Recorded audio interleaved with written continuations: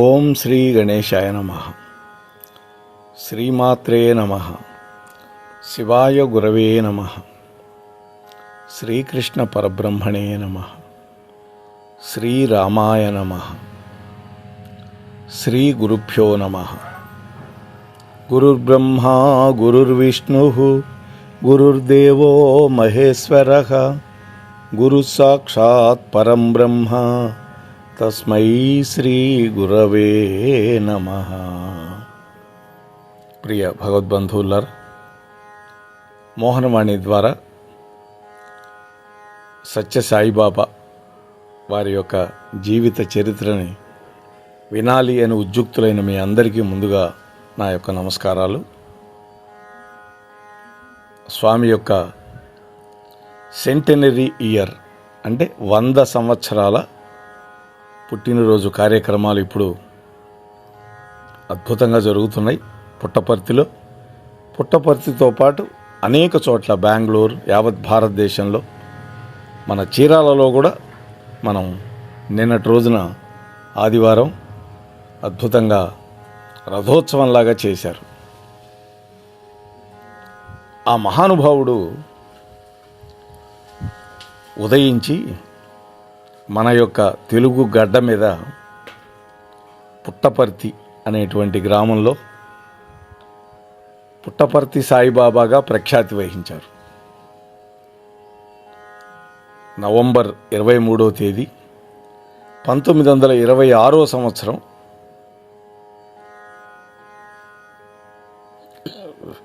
వారు జన్మించారు.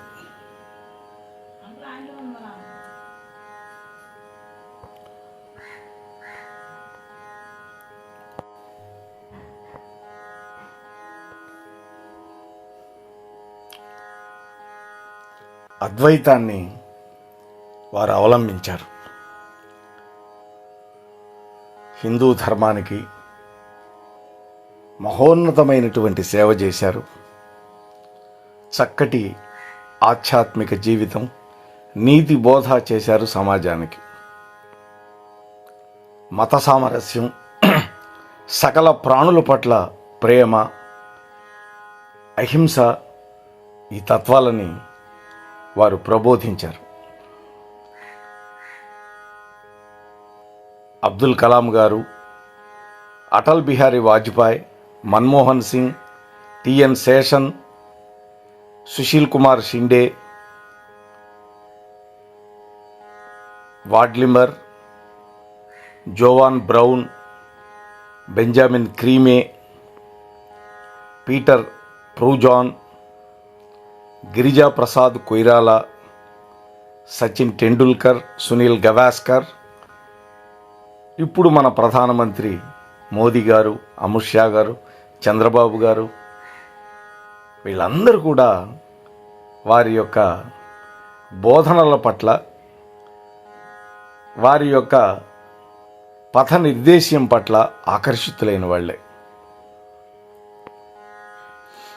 అటువంటి బాబా గారు 83 సంవత్సరాల ఫలవంతమైనటువంటి జీవితాన్ని గడిపి 2011 ఏప్రిల్ 24న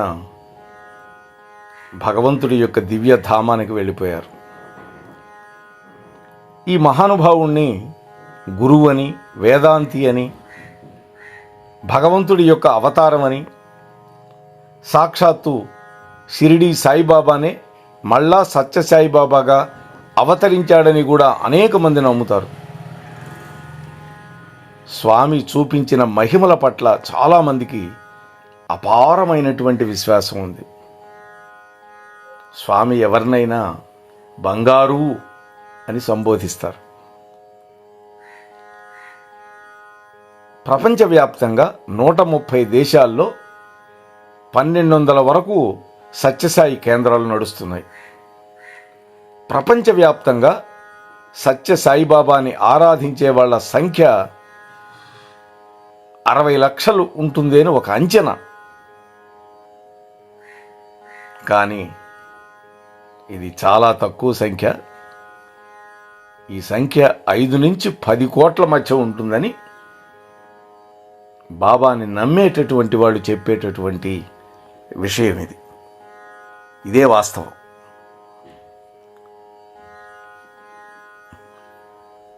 సత్యసాయి బాబా సత్యనారాయణ రాజు అనేటువంటి తల్లిదండ్రులు పెట్టిన పేరుతోటి 1926 సంవత్సరం నవంబర్ 23వ తేదీన పెద్ద వెంకప్పరాజు ఈశ్వరమ్మ అనేటువంటి పుణ్య దంపతులకి ఒక నిరుపేద వ్యవసాయ భట్రాజుల యొక్క కుటుంబంలో అనంతపురం జిల్లాలో ఉండేటువంటి పుట్టపర్తి అనే కుగ్రామంలో పుట్టాడు. 20వ శతాబ్దంలో ప్రఖ్యాతమైనటువంటి మత గురువు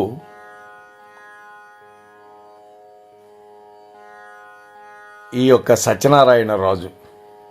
అంటే వాళ్ళ ఇంట్లో సత్యనారాయణ స్వామి వ్రతం చేసుకున్న తర్వాత పుట్టిన సంతానం కాబట్టి ఈ పిల్లవాడికి సత్యనారాయణ రాజు అని పేరు పెట్టుకున్నారు వాళ్ళు. చూసారా, బిడ్డ పుట్టినటువంటి సందర్భంలో ఇంట్లో ఉండేటటువంటి సంగీత వాద్యాల పరికరాలు వాటంతట అవే మోగాయి అని చెప్పుకుంటారు అక్కడ వాళ్ళు. అలాగే వసుదేవుడు పుట్టినప్పుడు కూడా ఆనకలు దుందుభులు మోగినయట. అందుకని ఆయనకి ఆనక దుందుభి అని పేరు పెట్టారు. కృష్ణ పరమాత్మని వాళ్ళ ఇంట్లో జన్మించగలిగే అదృష్టాన్ని పొందాడు కదా వసుదేవుడు. అందుకని ఆయనకి ఆనక దుందుభి అని పేరు వచ్చింది.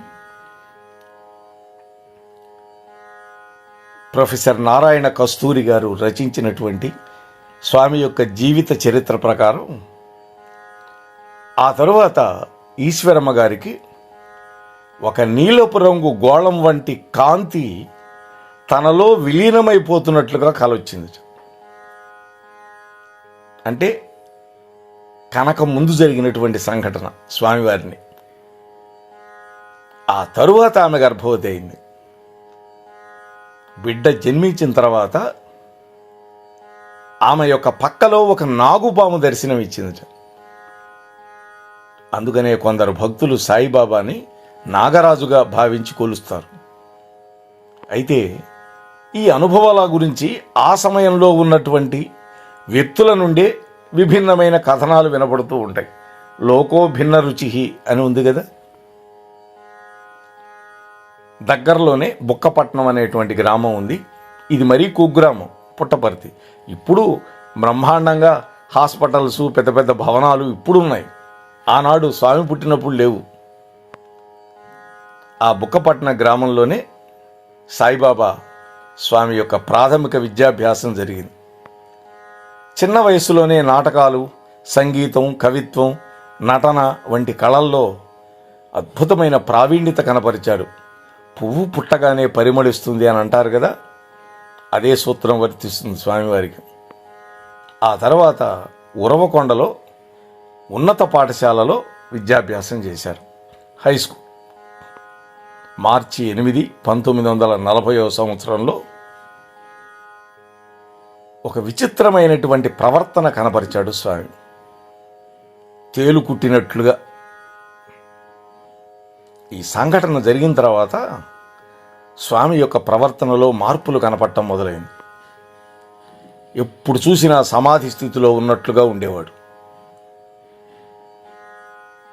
వ్యాసుడు, వాల్మీకి రాసినటువంటి ఆ పురాతన శ్లోకాలు చెబుతూ ఉండేవాడు. భోజనం కూడా సక్రమంగా చేసేవాడు కాదు. అంటే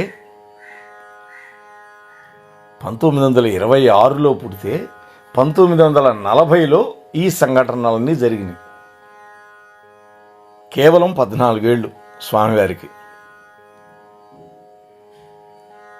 1940వ సంవత్సరంలో తాను షిరిడీ సాయిబాబా అవతారమని ప్రకటించాడు.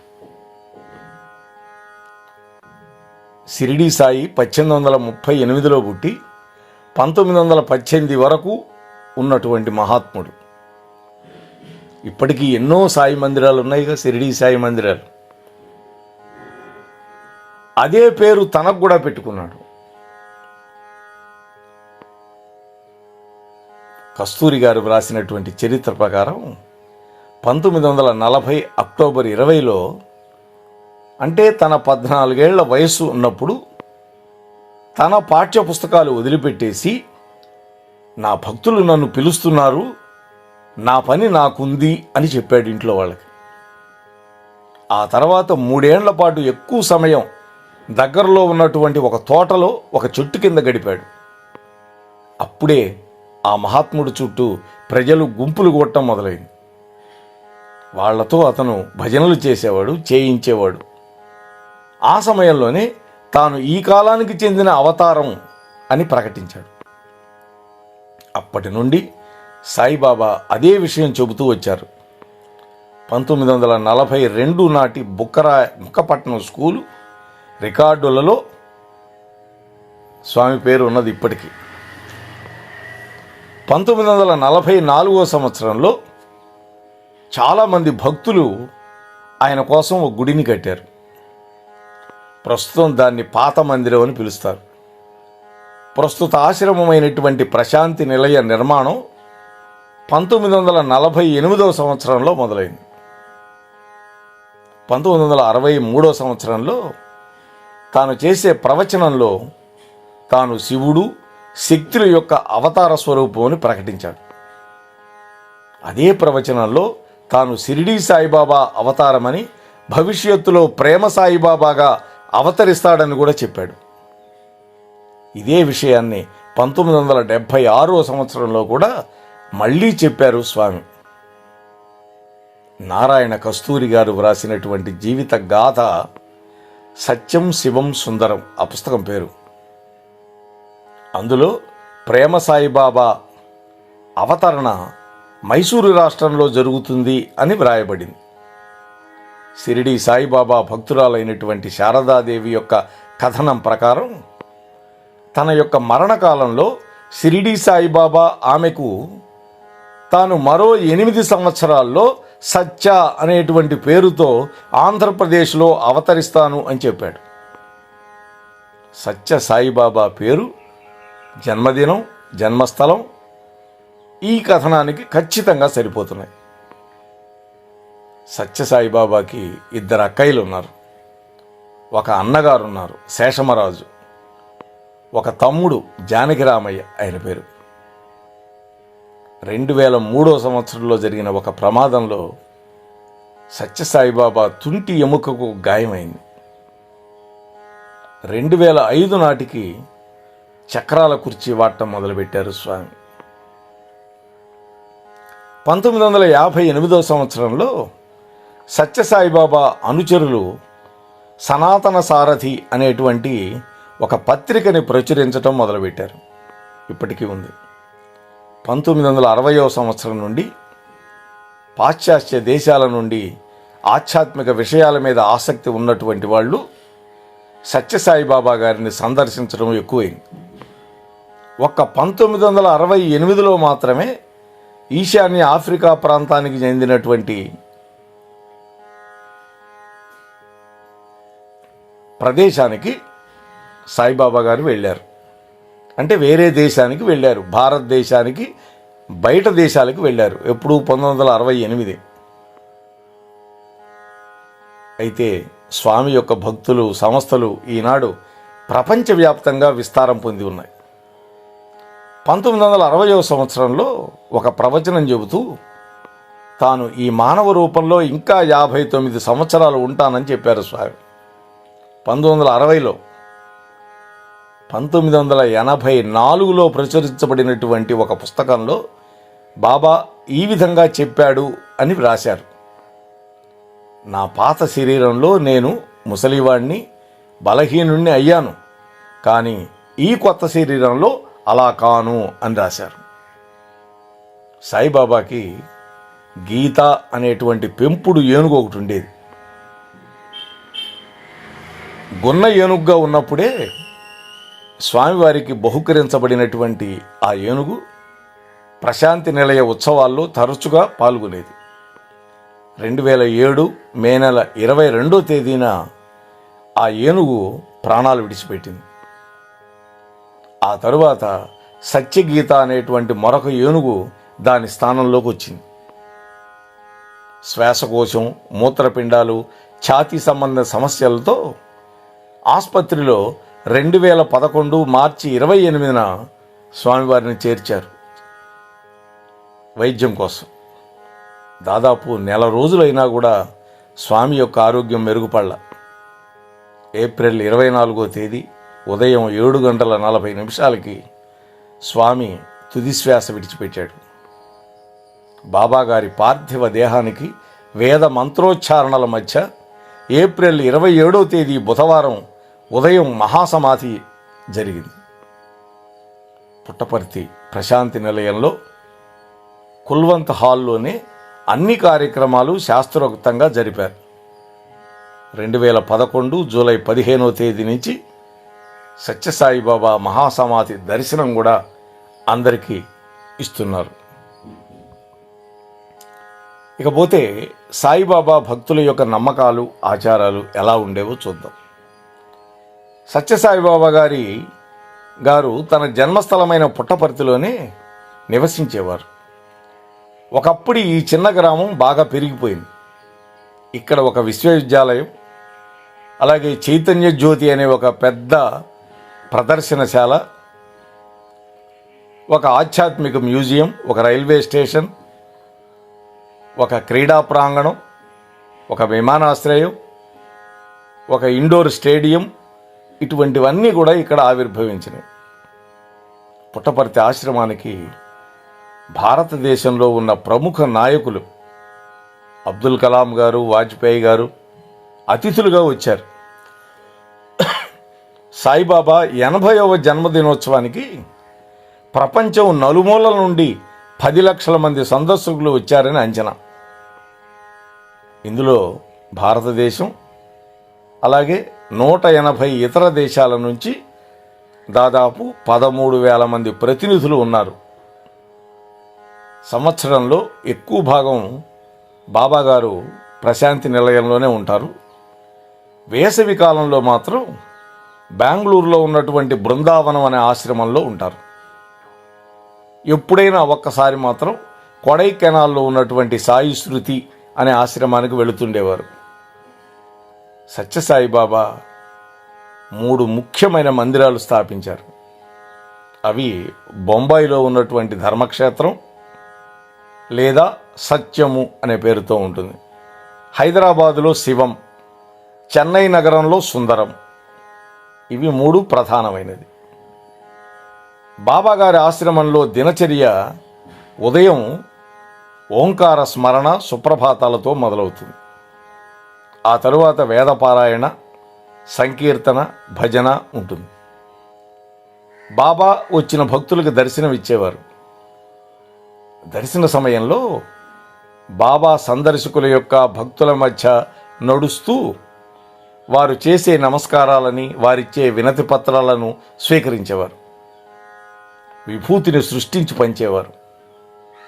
కొందరిని ప్రత్యేక దర్శనానికి, మాట్లాడటానికి అనుమతి ఇచ్చేవారు స్వామి. ఈ విధంగా ఏకాంతంగా బాబాగారితో మాట్లాడి ఆయనకి తమ మనస్సులో మాటను విన్నవించుకోవటం అనేది భక్తులకు ఎంతో సంతోషదాయకంగా ఉండేది. అటువంటి దర్శన సమయాల్లో బాబాగారు భక్తుల యొక్క మనస్సులోని మాటలని, ఇతర అనూహ్యమైన విషయాలను వెల్లడించేవారు. ఆశ్చర్యకరంగా ఉండేది. ఇది విని భక్తులు ఆశ్చర్యపడిపోయేవారు. అదే సర్వజ్ఞత్వం. కంచి పరమాచార్యుల గారికి కూడా ఇలాంటి శక్తులే ఉన్నాయి. తన యొక్క దర్శనం ఆధ్యాత్మిక ప్రయోజనాలను ప్రసాదిస్తుందని మాత్రమే బాబాగారు చెప్పేవారు. స్వామి చెప్పే మాటలు చూడండి, యథాతథంగా చెప్పుకోవాలి మనం. స్వామి చెప్పే మాట, నా దర్శనం తర్వాత ప్రశాంతంగా, ఏకాంతంగా కూర్చోండి. ఆ ప్రశాంతతలో నా ఆశీర్వాదం సంపూర్ణంగా మీకు లభిస్తుంది. మీ ప్రక్క నుండి నేను నడిచినప్పుడు నాలో ఉండే శక్తి మిమ్మల్ని చేరుకుంటుంది. వెంటనే కనుక మీరు ఇతరులతో మాట్లాడటం మొదలుపెట్టారా, ఆ శక్తి మీకు ఉపయోగపడకుండా చెల్లాచెదురైపోవచ్చు. నా కంట పడింది ఏదైనా సరే నిస్సంశయంగా చైతన్యవంతం అవుతుంది. రోజు రోజుకి మీలో మార్పులు వస్తాయి.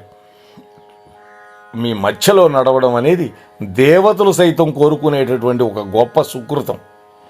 అది నిరంతరం ఇక్కడ మీకు లభిస్తుంది. అందుకు మీరు కృతజ్ఞులు కండి అంటారు బాబాగారు. ఇక బాబాగారి మహిమలు కోకొల్లలు. ఇందులో కొంతమంది వివాదాలు కూడా సృష్టించిన వాళ్ళు ఉన్నారు. ప్రతి దాంట్లో అపభ్రంశమైనటువంటి ఆలోచనలు చేసేవాళ్ళు ఉంటారు. ఇవాళ బాబాగారి 100 సంవత్సరాల పండగ చేస్తుంటే ప్రభుత్వం తరఫున ఒక మహానుభావుడు ఒక నల్లటి కోటేసి, ఆయన పేరు చెప్పడం కూడా నాకు ఇష్టం లేదు, కేసు వేసాట. ఏం చెబుతారండి ఇటువంటి వాళ్ళని? ఎప్పుడూ ఉంటారు.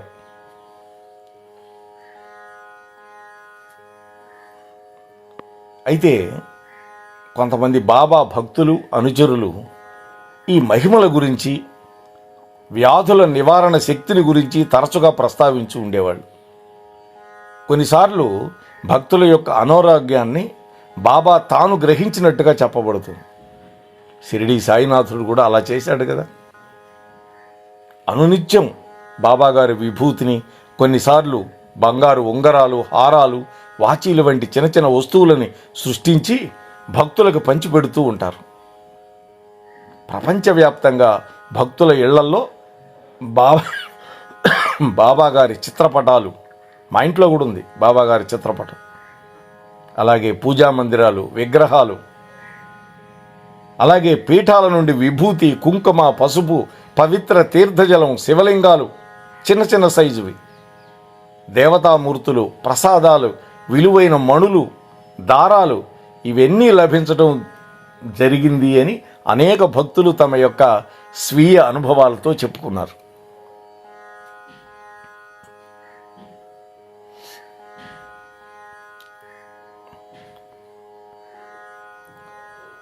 ఈ విధమైనటువంటి ఘటనలు, దివ్యమైనటువంటి కార్యాలని బాబావారు ప్రదర్శించి చూపించేవారు. కానీ వాటిని గురించి శాస్త్రీయమైనటువంటి ప్రయోగ పరిశోధనలు చెయ్యాలి అనేటువంటి శాస్త్రజ్ఞుల కోరికలను బాబాగారు తిరస్కరించేవారు. ఈ మహిమలు కొంతమంది విమర్శకులు ఏమంటారంటే ఇవన్నీ చేతివాటం పనులు, తాంత్రిక వనులు అంటూ వచ్చేవాళ్ళు, అంటూ ఉండేవాళ్ళు, ఎప్పుడూ ఉంటారు.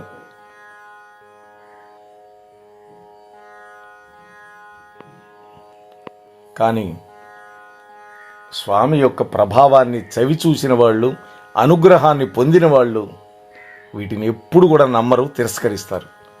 అటువంటి వాళ్ళకు దూరంగా ఉండమని చెబుతారన్నమాట.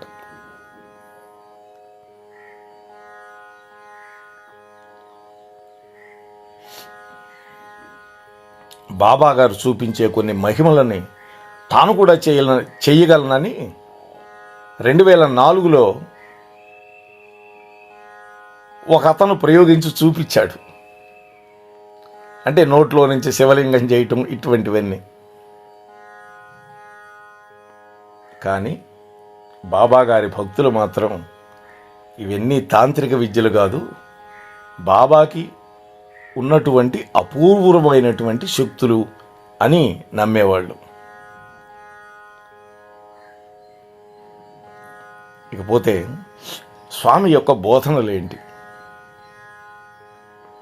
స్వామి ఏం చెప్పేవారంటే, నేను దేవుణ్ణి, నువ్వు కూడా దేవుడివే. తేడా ఏమిటంటే, ఈ సంగతి నాకు తెలుసు, నీకు అస్సలు తెలియదు అనేవాడు. ఇది అంటే ప్రతివాడి హృదయంలో పరమాత్మ ఉన్నాడు, అది తెలుసుకోవటంలా. మీ హృదయాల్లో ప్రేమ అనేటువంటి దీపాన్ని వెలిగించి దానిని అనుదినము ప్రజ్వరింపజేయటానికి నేను వచ్చాను అని చెప్పేవారు స్వామి.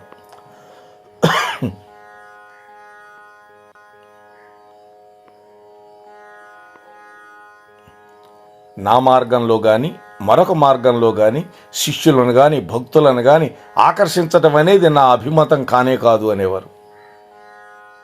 విశ్వవ్యాప్తమైన ఏకమైనటువంటి ఆధ్యాత్మిక సూత్రం ప్రేమ అనేటువంటి మార్గం. ధర్మం, బాధ్యత, ఈ ఆత్మసత్యాన్ని చెప్పడానికి మాత్రమే నేను వచ్చాను ఈ లోకంలోకి అనేవారు. తన గుండెల్లో ఉండేటటువంటి భగవద్ ఐశ్వర్యాన్ని నింపుకోమని, నీచమైన అహంకారాన్ని విడిచిపెట్టమని ప్రతి మతం కూడా ఉద్బోధిస్తోంది. అందులో మన హిందూ మతం ఎక్కువగా చెబుతోంది. వైరాగ్యాన్ని, విజ్ఞతను పెంచుకొని మోక్షాన్ని సాధించుకోవడాన్ని నేర్చుకోండి అంటున్నారు స్వామి. అందరి హృదయాల్లో వెలిగేది ఒకే ఒక దేవుడు. అన్ని మతాలు ఆ భగవంతుడినే కీర్తిస్తూ ఉన్నాయి. అన్ని భాషలు ఆ భగవంతుడి పేరే చెబుతున్నాయి. అయితే భగవంతుణ్ణి ఆరాధించడానికి అత్యుత్తమమైనటువంటి మార్గం ఏంటంటే ప్రేమ. ఈ ప్రేమ అనేటువంటి సందేశాన్ని మీకు ఇస్తున్నాను. ఈ ఐక్య భావాన్ని అర్థం చేసుకోండి అంటారు స్వామి. ఈ మాటని జూలై 4, 1968 సంవత్సరంలో తన ప్రవచనంలో చెప్పారు. ప్రపంచ మానవాళిని సౌభాతృత్వ భావంతో ఏకం చేయడానికి, ఆత్మసత్యాన్ని ఉద్దీపింపజేయడానికి నేను వచ్చాను అనేవారు సాయి. మనిషిని జోడించే ఈ దివ్య సంప్రదాయమే విశ్వాధారమైనటువంటి సత్యం. ఇది గనక తెలుసుకుంటే మనిషి పశుత్వం నుండి ఎదిగి దివ్యత్వాన్ని సాధించగలుగుతాడు అని 1974 జూన్ 19వ తేదీ చెప్పినటువంటి దాంట్లో ఉంది. మరొకసారి చెప్పారు 58లో, మీ అందరిలో సాత్వికమైన భావాన్ని పెంపొందించడమే నా ఏకైక లక్ష్యం. నేనేదో మహిమలు చేస్తున్నానని, ఇది అది సృష్టించి ఇస్తున్నానని మీరు వినే ఉంటారు. అది ముఖ్యం కానే కాదు. సత్వగుణమే ముఖ్యం. మీకు నేను ఆరోగ్యాన్ని, ఐశ్వర్యాన్ని ప్రసాదించేది కేవలం మీ యొక్క అవరోధాలను తొలగించి ఆధ్యాత్మిక సాధన పైన మీ మనస్సు లగ్నం చెయ్యాలి అనేటువంటి ఉద్దేశ్యంతోనే అని స్వామి చెప్పేవారు. అన్ని మతాలు వికాసం పొందాలి. భగవంతుడి యొక్క వైభవం అన్ని భాషల్లో గానం చేయబడాలి. అదే ఆదర్శవంతమైనది. వివిధ మతాల మధ్య భేదాలను గౌరవించండి, కానీ ఐక్యత అనేటువంటి జ్యోతిని మాత్రం ఆరిపోకుండా ఉంచుకునేటటువంటి ప్రయత్నం మనందరం చేయాలి అనేవారు.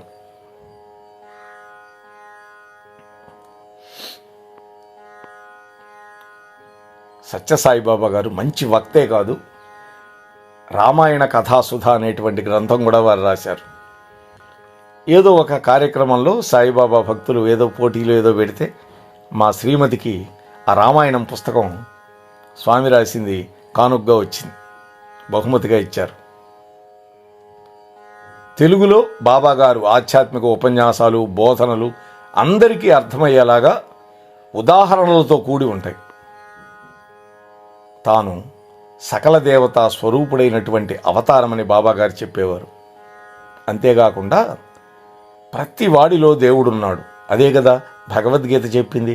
ఈశ్వర సర్వభూతానాం హృద్దేశే అర్జున తిష్టతి అన్నాడు కదా.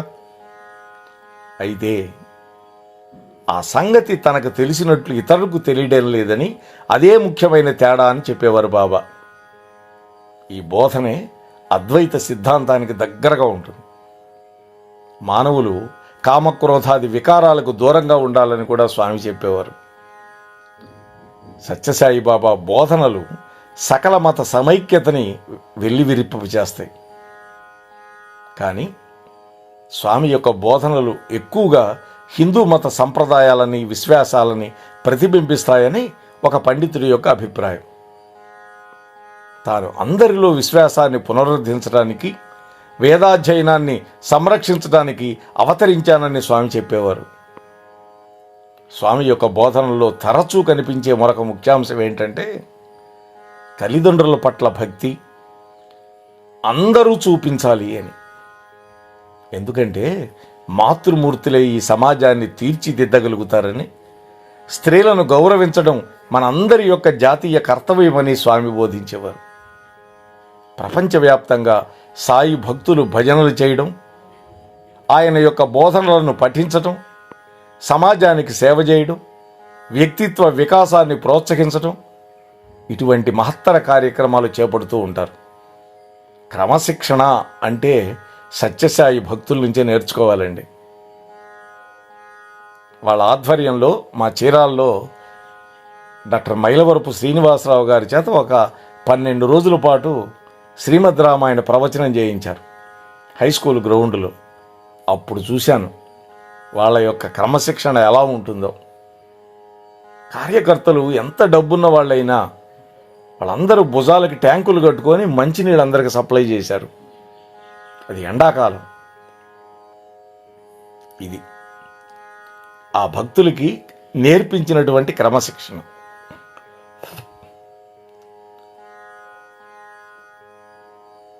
రామ్మోహన్ రావు గారని, పల్లపూత రామ్మోహన్ రావు గారు, వారి పిల్లలు నా దగ్గర చదువుకున్నారు. ఇప్పుడు వాళ్ళ కుమారుడు సాయి గారు షాప్ నడుపుతున్నారు. వీళ్ళంతా చక్కటి డివోటీస్. ఎంత క్రమశిక్షణతో చేస్తారంటే అంత క్రమశిక్షణతోటి. అయితే స్వామివారి సంస్థలు మాత్రం మిషనరీ వ్యవస్థను పోలి ఉండవు. క్రైస్తవులు మిషనరీలు అంటారు. స్వామి యొక్క సంస్థల్లో భక్తి ముఖ్యమైన అంశం. తన గురించి పబ్లిసిటీని బాబా ఏనాడు ప్రోత్సహించరు. సాయిబాబా సత్సంగాల్లో అన్ని దేవతల యొక్క గురువుల యొక్క భజన పాటలు పాడతారు. గురువారం పూట చేస్తారు. గంట అంటే గంట. అయితే సాయిబాబా వారి యొక్క సంస్థ 5 మౌలికమైన కర్తవ్యాలను ప్రోత్సహిస్తుంది. సత్యము, ధర్మము, అహింస, ప్రేమ, శాంతి. ఇతర ముఖ్యమైన బోధనలు ఏంటంటే సేవ, దాన ధర్మాలు చేయడం, సకల ప్రాణుల పట్ల ప్రేమ చూపించటం, అలాగే ఆధ్యాత్మిక సాధన, వృద్ధాప్యంలో ఉన్న వాళ్ళకి సేవ చేయటం, భగవంతుడే సత్యం, మిగిలిందంతా మాయ అని తెలుసుకోవటం, శాకాహారం మాత్రమే తీసుకోవటం, మద్యపానం, ధూమపానం, మాదక ద్రవ్యాల నుండి దూరంగా ఉండడం, సంసారం పట్ల వైరాగ్య భావం, ఇంద్రియ నిగ్రహంతో ఉండటం, ధ్యానము, భగవన్నామ స్మరణ, భగవంతుడి యొక్క రూపస్మరణ, భక్తి, జపము, సాధన ఇవన్నీ చేయాలి. అన్ని మతాలు భగవంతుడి దగ్గరికి చేరుస్తాయి అనేటువంటి విశ్వాసంతో ఉండాలి. తల్లిదండ్రులు, గురువులు, పెద్దల పట్ల భక్తి, ప్రేమ చూపించాలి. అలాగే మరొక అద్భుతమైన విశేషాలు ఏంటంటే అందరిది ఒకే కులం, అదే మానవత కులం అని. అందరిది ఒకటే మతం, అదే ప్రేమ మతం. అందరిది ఒకే భాష, అది హృదయ భాష. ఒకే దేవుడు అంతటా ఉన్నాడు అని భావించాలి. భారతదేశంలో అనేక వార్తాపత్రికలు సాయిబాబా గారి యొక్క ఉపదేశాలని తరచు కూడా ప్రచురిస్తూ ఉండేవన్నమాట. అయితే కేవలం ఆధ్యాత్మికతోనే సరిపెట్టకుండా విద్య కోసం Shri Sathya Sai institute of higher learning, Shri Sathya Sai university ఇవి స్థాపించారు. ఇక వైద్యం గురించి Shri Sathya Sai institute of higher medical sciences 220 పడకలతోటి ఒక సూపర్ స్పెషాలిటీ హాస్పిటల్ ఇప్పటికీ పుట్టపర్తిలో నిర్వహించబడుతుంది. 1991 నవంబర్ 22వ తేదీన అప్పటి ప్రధానమంత్రి పివి నరసింహారావు గారి చేత ప్రారంభింపబడింది. అలాగే బెంగళూరులో Shri Sathya Sai institute of medical sciences అన్ని హంగులతోటి 333 పడకల ఆసుపత్రి ఉంది. ఇది 2001వ సంవత్సరం జనవరి 19న అటల్ బిహారీ వాజ్పేయి గారు ప్రారంభించారు, అప్పటి ప్రధాని ఆయన. ఇవన్నీ పేదవాళ్ళందరికీ ఉచితంగా వైద్య సేవలు ఇస్తున్నాయి. 2004 ఏప్రిల్ నాటికి 2,50,000 మందికి బెంగళూరులో ఉచిత చికిత్స చేశారు. 2004కి. ఆ తర్వాత ఇప్పుడు 21 ఏళ్ళు. ఇంక ఎన్ని కోట్లలో ఉంటుందో ఆ సంఖ్య ఆలోచించండి. బెంగళూరు వైట్ ఫీల్డ్లో సత్యసాయి జనరల్ హాస్పిటల్ ఉంది. అక్కడ కూడా లక్షలాది మందికి ఉచిత వైద్యం అందిస్తూ ఉన్నారు. ఇవే కాదు, ఎన్నో వైద్యశాలలు గ్రామీణ పేదవాళ్ళకి చేస్తూ ఉన్నారు. ఇక అత్యంత ముఖ్యమైనది ఏంటి అంటే శ్రీ సత్యసాయి మంచినీటి ప్రాజెక్టు. దీని మీద ఒక తపాలా బిళ్ళ కూడా విడుదల చేశారు కేంద్ర ప్రభుత్వం. అనావృష్టి ప్రాంతమైనటువంటి అనంతపురం జిల్లాలో గుక్కెడు మంచినీరు దొరకటం కష్టం. ఆ ప్రాంతానికి అనేక మంచినీటి ప్రాజెక్టులు లక్షలాది ప్రజలకి దాహార్తిని తీర్చడానికి అందించారు. అంతేకాదు, చెన్నై నగరానికి కూడా సత్యసాయి సంస్థల ఆధ్వర్యంలో 200 కోట్ల రూపాయల పైన ఖర్చుతో నిర్మించిన ఎంతో ఉపయోగకరమైనటువంటి ప్రాజెక్టులు ఇప్పటికీ తాగునీళ్లు సరఫరా చేస్తున్నాయి. గోదావరి నది నుండి తూర్పు పశ్చిమ గోదావరి జిల్లాలకి నీళ్లు సరఫరా చేసే ప్రాజెక్టు ఇప్పటికీ నిర్మాణంలో ఉంది. ఇదే కాదు, మెదక్, మహబూబ్నగర్ జిల్లాలో, మహారాష్ట్రలోని లాతూర్లో అనేక ప్రాజెక్టులు నిర్మాణం చేయబడ్డాయి. ఇంకా కొన్ని ప్రతిపాదనలు నడుస్తూ ఉన్నాయి. మరి ఇన్ని సంస్థలు స్థాపించి మానవ సేవ చేసినటువంటి ఆ మహనీయుడికి మనం ఏమి ఇవ్వగలం? కేవలం మన యొక్క నివాళులు అర్పించటం, వారు స్థాపించిన సంస్థలని ఆ కార్యకర్తలు నిరంతరము ముందుకు తీసుకువెళ్ళటం, జనబాహుల్యానికి దగ్గర చేయటం, ఇవన్నీ చేస్తే వారి ఆత్మ ఎక్కడ ఉన్నా కూడా శాంతిస్తుంది అని మీతో మనవి చేసుకుంటూ ముగిస్తున్నాను. స్వస్తి సర్వేషాం. మోహనవాణి కార్యక్రమాలని వింటున్నందుకు మీ అందరికీ మరొకసారి హృదయపూర్వక ధన్యవాదాలు తెలియజేసుకుంటూ, మన ఛానల్ని ఎప్పటిలాగా ఎంకరేజ్ చేయండి. ఇప్పటివరకు మన ఛానల్కి ఎవరైనా సబ్స్క్రైబ్ చేసుకోకపోతే ఇప్పుడే ఈ క్షణమే సబ్స్క్రైబ్ చేసుకోండి. ప్రతి కార్యక్రమాన్ని మొదటి నుండి చివరి వరకు వినండి. వినిన తర్వాత తప్పకుండా ఒక కామెంట్ పెట్టండి, లైక్ చేయండి, అలాగే మీకు తెలిసిన వాళ్ళకి షేర్ చేయండి.